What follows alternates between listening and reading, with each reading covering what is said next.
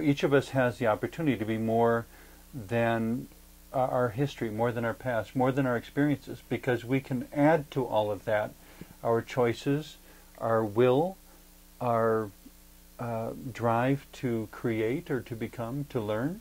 Well, they know what it's like to not have that. So Yeah. the contrast of those experiences is also there, is also part of that equation, where people know that if they want to accomplish something, they have to work damn hard. And so they do that, and they make a commitment to do that. And the experience of siblings often is very different. Now, of course, the downside of that is that family relationships can break down, where you have a person who has had those advantages because of their disability, but then there's no communication between themselves and their siblings anymore, because the experiences and the values are so different, and that the Where person they has progressed so far beyond. So far, and the others... Or in a different direction. Yeah. That there's Which is not necessarily bad, but as you say, it's unfortunate when the communication breaks down. Right. When the person becomes isolated from their family of origin that way, because there just isn't any kind of an accommodation or adaptation to what they've become. And going way ahead can be just as isolating as being left way behind. Yes, it can. Yeah.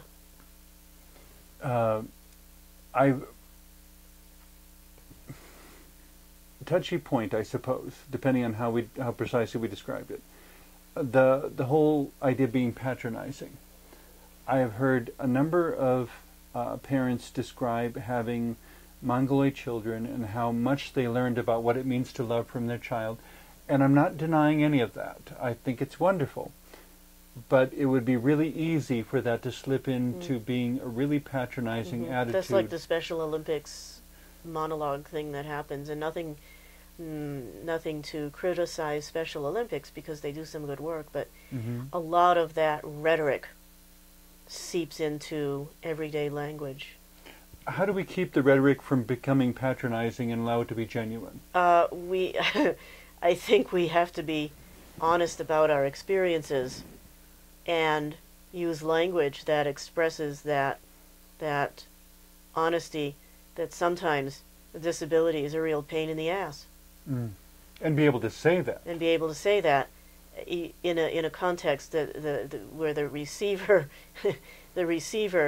is takes that also in a context, and not that a disability is necessarily good or bad. It just is. Yeah, when it just is. Sometimes being short also is a pain in the ass. So, yeah. And having traveled between many different cultures around the world now, you have seen where even gender could be treated as if it were a disability in certain cultures. Oh yeah, a liability. A liability. Absolutely. But something that places limitations on you the same way a disability might in other places. Well, it could cost you your life. That too. All of which makes it such a challenging subject to take on. But ideally, I would say the decision should be made by the people closest to the situation, and should not, in my opinion, ever be put out for public debate.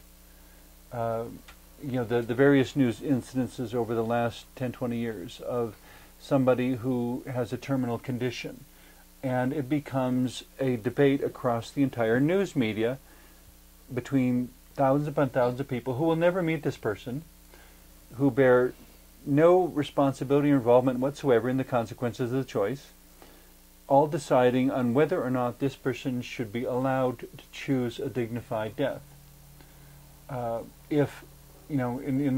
Within the context of a terminal condition. And my personal opinion is it's their choice.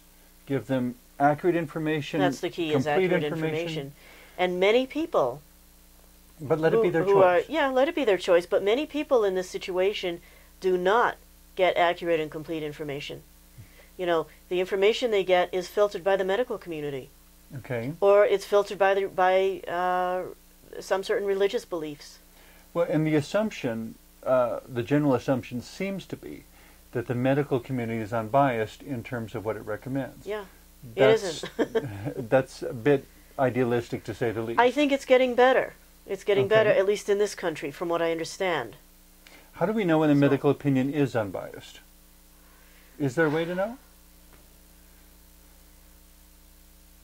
I don't know, because if you're not an expert in some one or the other medical condition, all you can really do is read.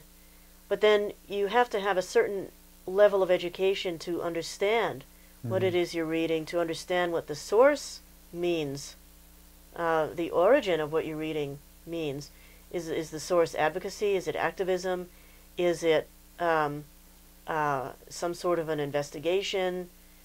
Is it helpful to look to solicit or invite the comments of the two extremes and look for the average between the two?